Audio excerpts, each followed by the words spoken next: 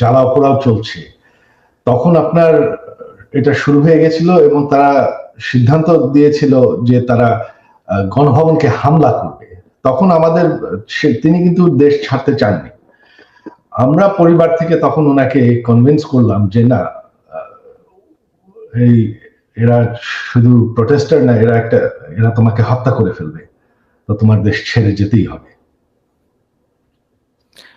কিন্তু এর ফলে আওয়ামী লীগের নেতা সমর্থকরা কি এক ধরনের বড় ধরনের ঝুঁকিতে পড়ে যায়নি? বিশেষ করে আমরা দেখতে পাচ্ছি যে বিভিন্ন স্থানে তাদের উপর হামলা হচ্ছে বলে খবর পাওয়া যাচ্ছে। হ্যাঁ, সেটা স্বাভাবিক।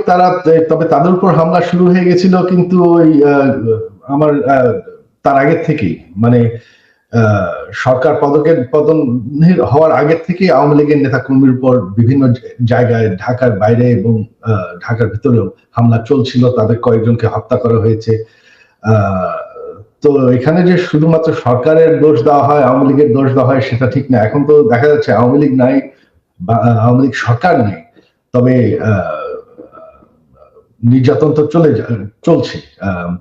আমাদের সকল মন্ত্রীদের বাসা জ্বালিয়ে দেওয়া হয়েছে, বঙ্গবন্ধু মিউজিয়াম পর্যন্ত জ্বালিয়ে দেওয়া হয়েছে, যেখানে জাতির জনক বঙ্গবন্ধু করা হয়েছে।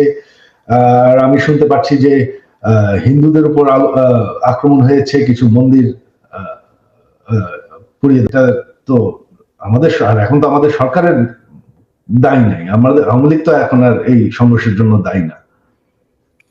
আওয়ামী লীগের সিনিয়র নেতৃবৃন্দ বলছেন যে শেখ হাসিনার দেশ ত্যাগের ব্যাপারে তারা জানতেন না, এমনটাই পত্রপত্রিকায় খবর আসছে এখন। তো এই বিষয়টা কি সত্য? না, এটা আসলে সিদ্ধান্ত হয়েছিল একদিন আগে। তিনি জানতাম যে তিনি ঘোষণা দেবেন তিনি পদত্যাগ করছেন এবং একটা সংবিধান অনুযায়ী যাতে একটা ট্রানজিশন অফ পাওয়ার হয়, সেটাই ছিল ওনার প্ল্যান। তবে যখন তারা ওই গণভবন, তখন আমরা ভয় বললাম যে না, আর সময় নেই, তোমার এখনই বেড়ে যেতে হবে।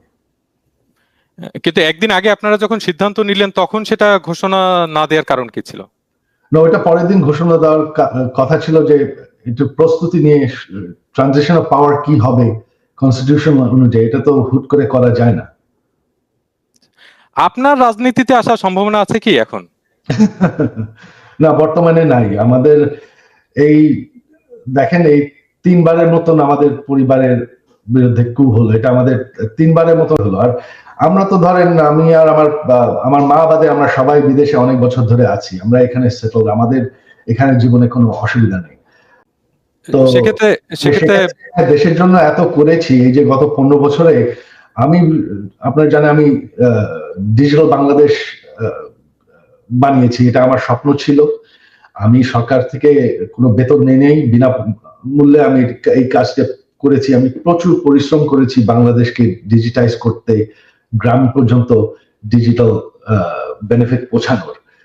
তারপরে যদি বাংলাদেশের মানুষ, এই যে উন্নয়ন আমরা করেছি, তারপরে যদি বাংলাদেশের মানুষ আমার পরিবারের সাথে এরকম করে, তাহলে আমাদের আর কিছু বলার আর করার নেই। কিন্তু আপনি বা আপনার পরিবারের মানে সদস্যরা যদি না আসে, মানে শেখ রেহানা এবং তার 2 সন্তানের কেউ কি আসতে পারেন রাজনীতিতে? মানে এই মুহূর্তে আসলে যারা আওয়ামী লীগের নেতৃত্বে কে থাকবেন? এখন আর এটা আমাদের দায়িত্ব নয়, কারণ এখন তো আওয়ামী লীগকে তারা মনে হচ্ছে শেষ করে দেওয়ার চেষ্টা করছে।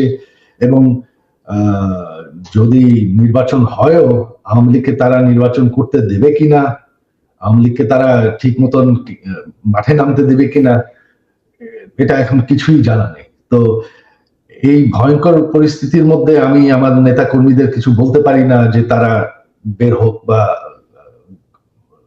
একত্র হোক, কারণ তাদের উপর নির্যাতন চলছে, তাদের যান বাঁচানো হচ্ছে আমার প্রথম দায়িত্ব। সেক্ষেত্রে আপনারা কি ধরনের উদ্যোগ নিচ্ছেন? আমরা চেষ্টা করছি। সবাই যে মনে করে যে আওয়ামী লীগের পপুলারিটি নাই, দেশে আপনার 17 কোটি মানুষ, 17 কোটি মানুষের মধ্যে এখনো আপনি যদি নিরপেক্ষ নির্বাচন হয়, আমি জানি আওয়ামী লীগ ভোটে জিতে আসবে। হ্যাঁ, 100% ভোট কোনোদিন কোনো গণতন্ত্রে কোনো সরকার পায় না। আমাদের বিরুদ্ধে যারা ভোট হেরে গেছে বা তারপর তো বয়কট করেছি, হ্যাঁ, এদেরকেই আপনি দেখেছেন যারা আওয়ামী লীগ বিরোধী, তাদেরকেই দেখা গেছে। তবে আওয়ামী লীগের যারা সমর্থক, তারা কিন্তু দেশে আছে।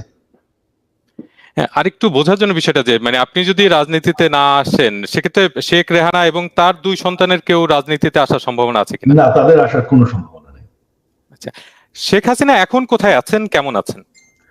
তিনি ভালো আছেন, আমার বন্ধু দিল্লিতে থাকেন। তিনি ভালো আছেন, তবে অবশ্য ওনার খুবই মন খারাপ। তিনি খুবই দুঃখিত যে দেশের জন্য ওনার বাবা জান দিয়েছেন, আমার পুরো পরিবার জান দিয়ে হারিয়েছে।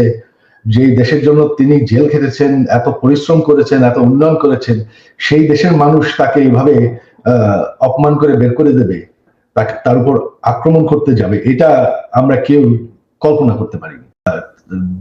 তারা যে দাবি করছে যে এটা গণতান্ত্রিক আন্দোলন, এই মানুষ হত্যা করা, পুলিশের উপর হামলা করা, প্রধানমন্ত্রীর উপর হামলা করা, প্রধানমন্ত্রীর বাড়ির উপর হামলা করা, যা সবকিছু জ্বালাও পোড়া করা, লুটপাট করা, এটা তো কোনো আন্দোলন নয়, এটা তো হচ্ছে মব, এটা তো হচ্ছে সন্ত্রাস, জঙ্গি। তো এই জায়গাতে আরেকটা বিষয় ছিল যে তিনি মানে ভারত থেকে কোথায় যেতে চাচ্ছেন, কারণ এরকম নানা রকম তথ্য শোনা যাচ্ছে যে তিনি অন্য কোথাও চলে যেতে পারেন ভারত থেকে, এরকম মানে নানা রকমের খবর আসলে পাওয়া যাচ্ছে। না, এরকম কোনো সিদ্ধান্ত নেওয়া হয়নি। মানে শেখ হাসিনা ভারত থেকে অন্য কোথাও যাবেন এরকম কোনো সিদ্ধান্ত নেওয়া হয়নি? না।